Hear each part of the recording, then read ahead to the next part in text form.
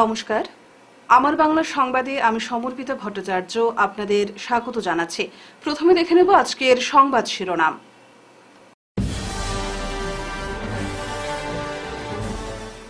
শিলচর মেডিকেলে অভিযান, ওষুধ বিক্রি করতে এসে আটক দালাল।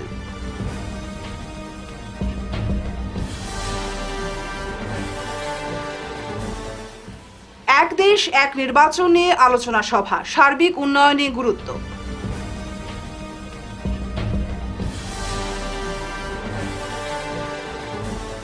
শিলচরের ডিস্ট্রিক্ট চেস সিলেকশন টুর্নামেন্ট পরিচালনায় দাবা সংস্থা।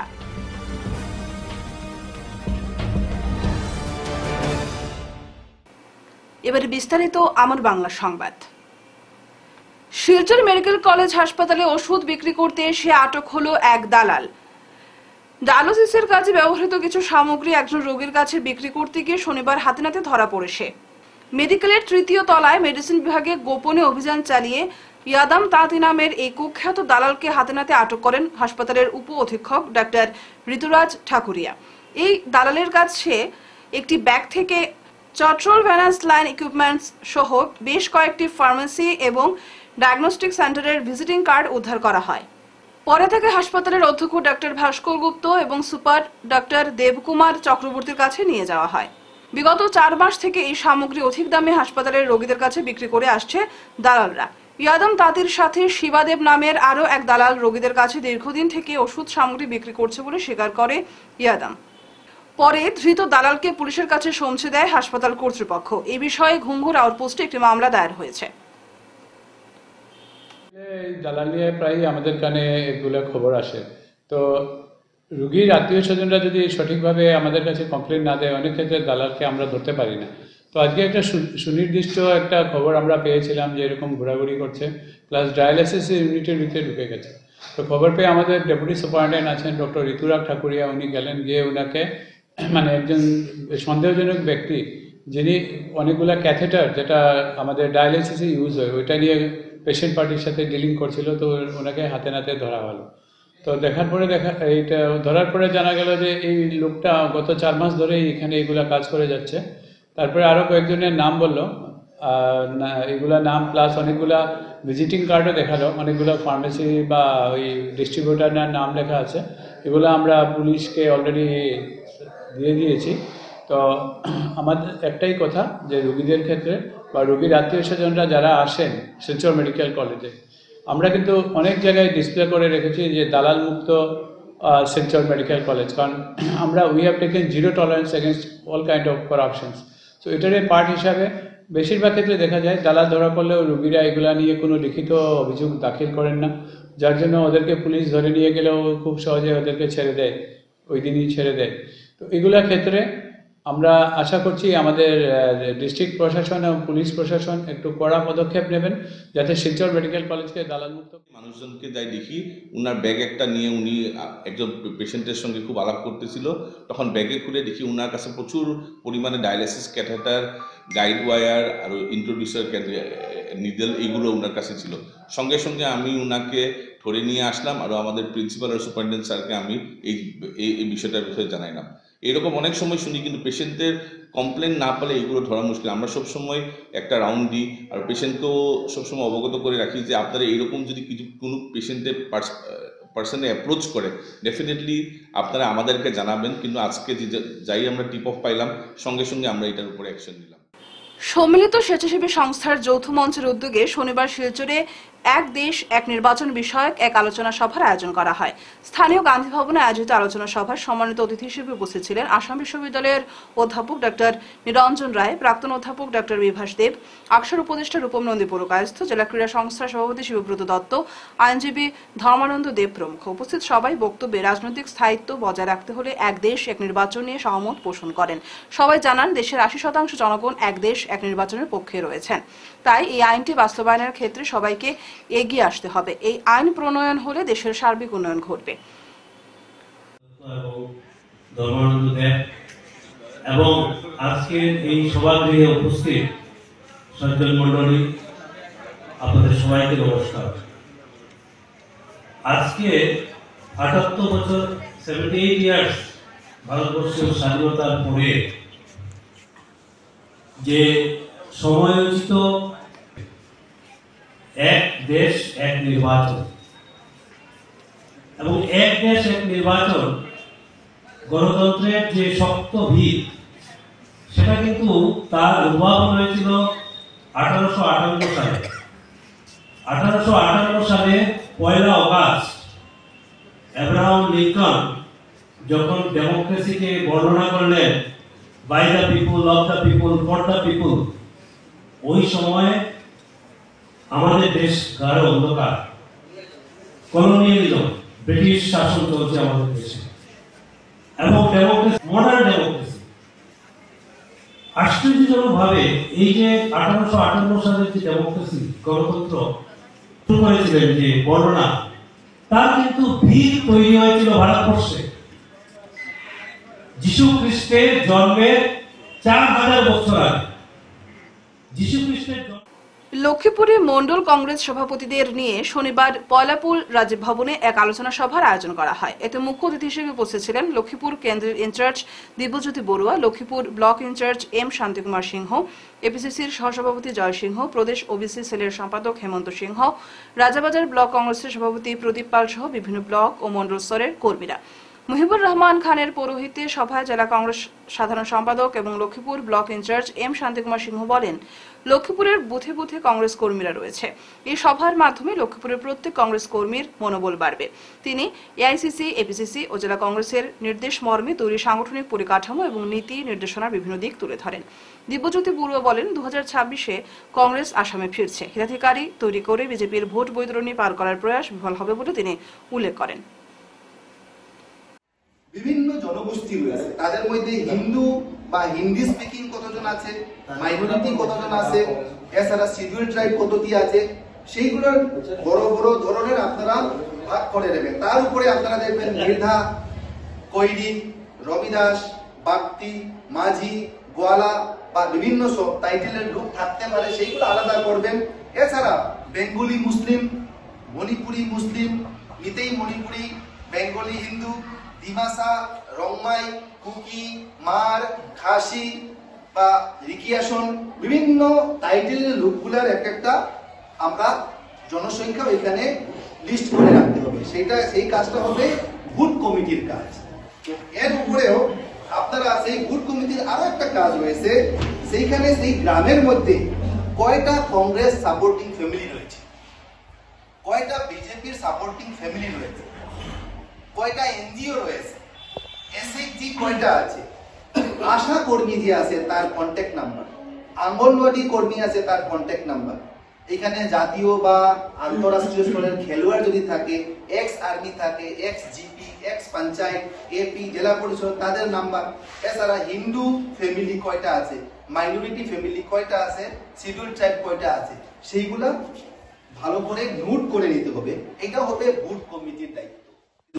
পঞ্চায়েত নির্বাচনের প্রেক্ষাপটে শিলচর প্রেস ক্লাবের উদ্যোগে পঞ্চায়েতি রাজ প্রচার কার্যক্রম অর্থাৎ পঞ্চায়েতি রাজ আউটরিচ প্রোগ্রামের সূচনা হলো শনিবার। এই কর্মসূচিতে ছিল আলোচনা সভা ও মতবিনিময়। আলোচনার বিষয় গ্রাম স্বরাজ, জনগণের প্রত্যাশা ও প্রাপ্তি। প্রেস ক্লাব সাধারণ সম্পাদক শঙ্কর দে বলেন, ভারতের মতো গণতান্ত্রিক দেশে ক্ষমতার বিকেন্দ্রীকরণে পঞ্চায়েত ব্যবস্থার ভূমিকা অত্যন্ত গুরুত্বপূর্ণ, কিন্তু বিভিন্ন অনিয়ম থেকে শুরু করে আর্থিক নয়ছয়ের বহু গুরুতর অভিযোগ গ্রাম স্বরাজ প্রতিষ্ঠার অন্তরায় হয়ে দাঁড়িয়েছে। আগামী দিনে এই হতাশাজনক পরিস্থিতির অবসান ঘটাতে ব্যাপকভাবে জনসচেতনতা গড়ে তুলতে হবে, আর এ লক্ষ্যেই প্রেস ক্লাবের এই কর্মসূচি। আজকের এই কর্মসূচিতে অংশ নেন কাঠিগড়া অঞ্চলের যিনি প্রাক্তন সভাপতি ছিলেন, গ্রাম পঞ্চায়েত সভাপতি শ্রী অনুপ কুমার পাল, এবং দলাই অঞ্চলের একজন রাজনৈতিক ব্যক্তিত্ব, দীর্ঘদিন ধরে যিনি রাজনীতির সঙ্গে যুক্ত, শ্রী শুভঙ্কর ভট্টাচার্য।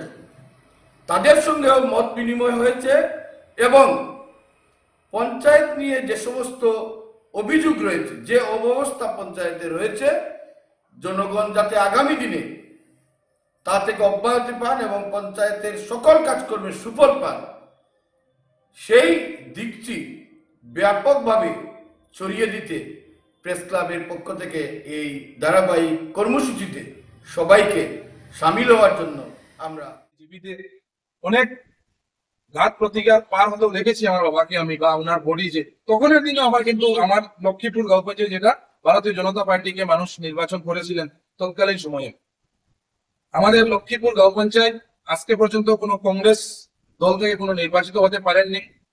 আমি যেটা 2018 সালে নির্বাচন লড়েছিলাম আমি ভারতীয় জনতা পার্টি থেকে লড়েছিলাম, তখন আমার বয়স মাত্র 34 ছিল। মানে কম বয়সের মধ্যে আমাকে দল বিশ্বাস করেছিল, আস্থা রেখেছিল।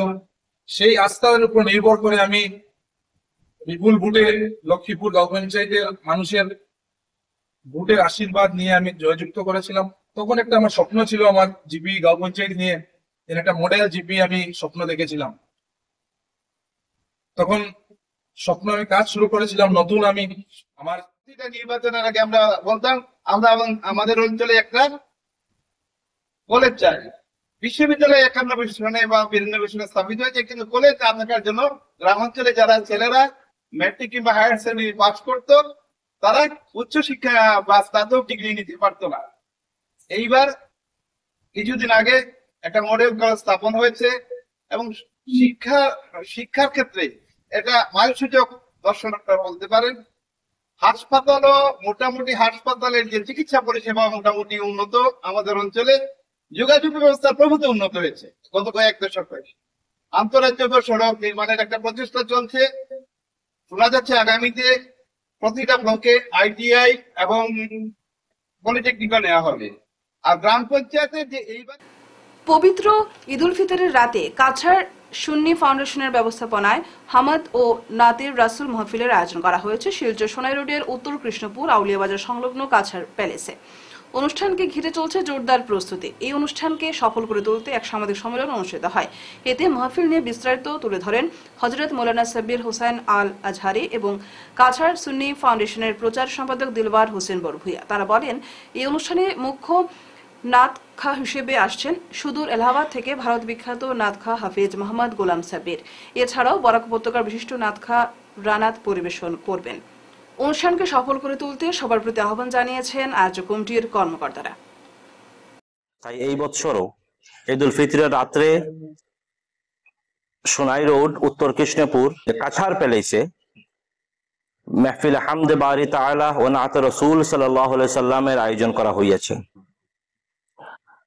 এই মাহফিলে বরাক উপত্যকার বিশিষ্ট নাতখাগণ উপস্থিত থাকিবেন। এছাড়াও সুদূর এলাহাবাদ থেকে হাফিজ গোলাম সাবির সাহাব উপস্থিত থাকিবেন ইনশাআল্লাহ। এই মাহফিলে উলামায়ে হাক্কানি সুফিয়ানে আজমগণ উপস্থিত থাকিয়া মাহফিলকে নুরানি ও রুহানি করে তুলবেন। আপনারা সবাই এই মাহফিলে আমন্ত্রিত।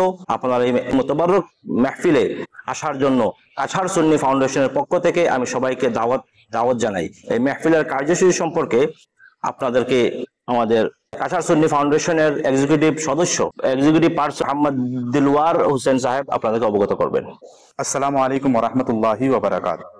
প্রতি বছরের ন্যায় এবারও আমাদের কাছাড় সুন্নি ফাউন্ডেশন CSF পবিত্র ঈদ উল ফিতরের রাত্রে স্থান উত্তর কৃষ্ণপুর কাছাড় প্লেসে আউদিয়া বাজারের সংলগ্ন কাছাড় প্লেসে এক বিরাট মাহফিলে হামদে নাতে রাসূল সাল্লাল্লাহু আলাইহি ওয়াসাল্লামের আয়োজন করা হয়েছে এবং আমাদের ঠিক মাহফিলের সময় থাকবে বাদ মাগরিব হইতে রাত্রি 12 ঘটিকা পর্যন্ত। বাঁশকান্দি ব্লক কংগ্রেসের উদ্যোগে শনিবার নিম পাবলিক স্কুলে এক বিশাল ইফতার মাহফিলের আয়োজন করা হয়। এদিন হিন্দু ও মুসলমান সহ বিভিন্ন ভাষা জনগোষ্ঠীর মানুষকে আমন্ত্রণ জানান দলের কর্মকর্তারা। এদিন জেলা কংগ্রেস সভাপতি অভিজিৎ পাল, সোনের প্রাক্তন বিধায়ক আমিনুল হক লস্কর ও কাটিগড়ার প্রাক্তন বিধায়ক মৌলানা আতাউর রহমান মাঝার ভুইয়ার উপস্থিতিতে প্রায় 2000-এরও বেশি মানুষকে এদিন ইফতার করিয়েছেন উদ্যোক্তারা। সংবাদ মাধ্যমের সঙ্গে কথা বলতে গিয়ে বাঁশকান্দি ব্লক কংগ্রেসের কর্মকর্তারা জানান, বরাকে সম্প্রীতি, ভ্রাতৃত্ববোধ ও ঐক্যের বার্তা ছড়াতে এ ধরনের অনুষ্ঠান আয়োজন করা হচ্ছে। এতে অঞ্চলের একতা ও অখণ্ডতাকে আঁকড়ে ধরে সাম্প্রদায়িক সম্প্রীতি বজায় রাখার পাশাপাশি ধর্মীয় ও ভাষাগত বিভাজনে না গিয়ে উপত্যকার বিভিন্ন ভাষা জনগোষ্ঠীর মানুষকে সঙ্গে নিয়ে যাতে সম্প্রীতি ও ঐক্যকে আরো মজবুত ও শক্তিশালী করা যায় সেই উদ্দেশ্যকে মাথায় রেখে দল উভয় ভাষা গোষ্ঠীর মানুষকে এই বিশাল ইফতার মাহফিলে আমন্ত্রণ জানিয়েছে। যেভাবে এসে এখানে সুন্দর একটা ইফতার মেহফিলের আয়োজন করা হয়েছে, আমি বাঁশকান্দি ব্লক কংগ্রেস কমিটিকে ধন্যবাদ জানাই এবং এই পবিত্র রমজান মাসে যেভাবে ইসলাম ধর্মাবলম্বীর মানুষ নিজের আত্মাকে তুষ্টি করার জন্য, এবং এটা হচ্ছে ত্যাগের মাস, সব কিছু ত্যাগ করে যেভাবে নিজেকে সংযম রেখে সারাদিন ব্যাপী মহান আল্লাহর কাছে ওনারা দোয়া করেন, সেই মহান পবিত্র রমজান মাসে আজকে এই ইফতার মাহফিলের মাধ্যমে যে একটা শান্তির বাতাবরণ, যে সমাজে কিভাবে শান্তি সম্প্রীতি বজায় থাকে, সেই জন্য সবাই মিলে এখানে দোয়া করেছেন। এবং আমরাও মহান আল্লাহর কাছে প্রার্থনা করি, উপরওয়ালার কাছে প্রার্থনা করি যেন আমরা এই যে সুন্দর ভারতবর্ষ, প্রত্যেক ধর্মাবলম্বীর মানুষ আমরা একসাথে সুন্দরভাবে বসবাস করি, আগামী দিনের জন্য আমরা খুব সুন্দরভাবে বসবাস করতে পারি, এটাই আমরা ভগবানের কাছে প্রার্থনা করে আজকে এই সুন্দর ইফতার মাহফিলে সবাই এসে এখানে যোগদান করেছেন। একটা সুন্দর পরিবেশের সৃষ্টি হয়েছে, তার জন্য আমি সবাইকে ধন্যবাদ জানাই। শিলচর শহরতলির উত্তর কৃষ্ণপুরে কেবি মেমোরিয়াল ফাউন্ডেশন এবং IMPS এর যৌথ উদ্যোগে শুক্রবার ইফতার ও দোয়া মাহফিলের আয়োজন করা হয়। এতে অতিথি হিসেবে উপস্থিত ছিলেন জিসি কলেজের অধ্যাপক সমর্পণ নাথ। এছাড়া উপস্থিত ছিলেন বিশিষ্ট ইসলামিক চিন্তাবিদ মৌলানা মবরুর আহমেদ বড়ভূইয়া। ইফতারের আগে সংক্ষিপ্ত বক্তব্য রাখতে গিয়ে অধ্যাপক সমর্পণ নাথ রমজান মাস ও রোজার তাৎপর্য তুলে ধরেন। অতি সাবলীল ভাষায় কোরআন ও হাদিসের বিভিন্ন তথ্য তুলে ধরে বক্তব্য উপস্থাপন করেন তিনি। পরে বিশ্বশান্তি কামনায় ও মানবজাতির কল্যাণে বিশেষ দোয়া করেন মৌলানা মবরুর আহমেদ বড়ভূইয়া। কেবি মেমোরিয়াল ফাউন্ডেশন এবং institute of medical and paramedical সায়েন্সের যৌথ উদ্যোগনায় আজকে একটা বিশাল মজলিসে ইফতারের আয়োজন আমরা করেছিলাম। আমার সকল ছাত্রছাত্রী এবং অভিভাবকেরা তৎসহ এই বরাক উপত্যকার জ্ঞানীগুণী ব্যক্তিবর্গরা আজকে আমার ইনস্টিটিউটে এসেছেন। আমরা সবাই মিলে আজকের এই ইফতার আয়োজনে আমরা সবাই সমর্পিত হয়েছি এখানে, এবং উপস্থিত হয়ে আজকের এই ইফতারটা খুব সুন্দর এবং অনুভূতভাবে আমরা অনুভব করতে পেরেছি। আর আমি আজকের এই ইফতারের বিশেষ জোর থেকে মহফিল থেকে আমি সকলকে এটা জানাতে চাই যে আজকে এই পবিত্র মাহে রমজান উপলক্ষে সবার জীবনে যেন উদ্যোগ সংস্থার উদ্যোগে Krishnaprasad Roy memorial district chess selection tournament শুরু হয়েছে শনিবার, চলবে রবিবার পর্যন্ত। টুর্নামেন্টটি অনুষ্ঠিত হচ্ছে শিলচরের হাইলাকান্দি রোডে অবস্থিত এক বিবাহ ভবনে। কৃষ্ণপ্রসাদ রায় ছিলেন মন্ত্রী কৌশিক রায়ের বাবা। তার স্মৃতি রক্ষার্থে গত বছর থেকে শুরু হয় উদ্যোগ নামে সামাজিক ও সাংস্কৃতিক সংস্থার উদ্যোগে দাবা প্রতিযোগিতা। পরিচালনায় ছিল কাছাড় জেলা দাবা সংস্থা। এবছরও শনি এবং রবিবার অনুষ্ঠিত হচ্ছে দাবা প্রতিযোগিতাটি। ওপেন বিভাগে প্রথম পুরস্কারে থাকছে 20,000 টাকা, দ্বিতীয় পুরস্কার 13,000 টাকা, তৃতীয় পুরস্কারে 8,000 টাকা, চতুর্থ পুরস্কার 5,000 টাকা ও পঞ্চম পুরস্কার 4,000 টাকা। এছাড়াও বয়স ভিত্তিক ক্যাটাগরি ওয়াইজেও বয়েজ ও girls under 7, under 9, under 11, under 13, under 15, under 17, under 19 প্রত্যেক ক্যাটাগরিতে প্রথম 4 জনকে দেওয়া হবে ট্রফি, জার্সি ও সার্টিফিকেট। এই টুর্নামেন্টটি হচ্ছে state selection level tournament. Swiss সিস্টেমের র্যাপিড ফরম্যাটে হচ্ছে টুর্নামেন্টটি। মোট 142 জন দাবা খেলোয়াড় এতে অংশগ্রহণ করেন। মোট 8 রাউন্ডে খেলা রয়েছে। প্রতিযোগিতার বিষয়ে বিস্তারিত জানান উদ্যোগ সংস্থার সভাপতি গোপাল রায়, সহসভাপতি অরুণ কুমার পাল, সম্পাদক মলয় রায়, সদস্য অমল ঋষি এবং চিফ আরবিটার ও কাছাড় জেলা দাবা সংস্থার জয়েন্ট সেক্রেটারি অনুপ কুমার রায়, সভাপতি দিব্যেন্দু দাস, সহসভাপতি নির্মাল্য চক্রবর্তী ও রাজদীপ দাস। এবার আমরা গত বছর 2024 ইংরেজিতে এই প্রতিযোগিতা আয়োজন করেছিলাম এবং ভালো সাড়া পেয়েছিলাম।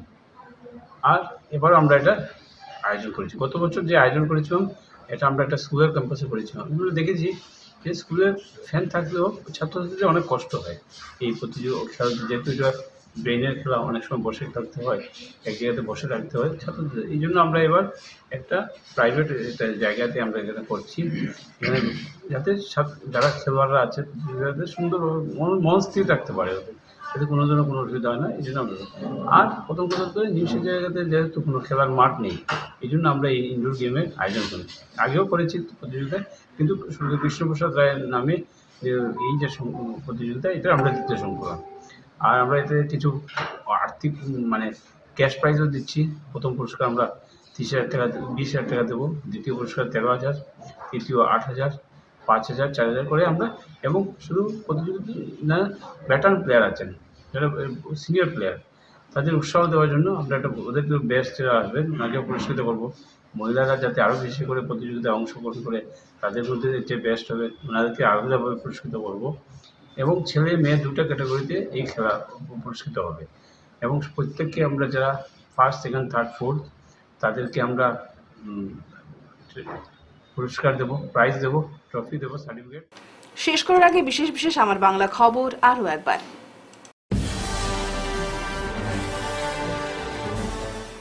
শিলচর মেডিকেলে অভিযান, ওষুধ বিক্রি করতে এসে আটক দালাল।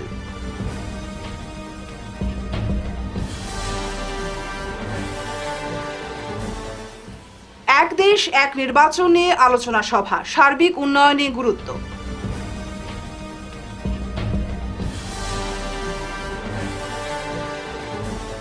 শিলচরে ডিস্ট্রিক্ট চেস সিলেকশন টুর্নামেন্ট, পরিচালনায় দাবা সংস্থা।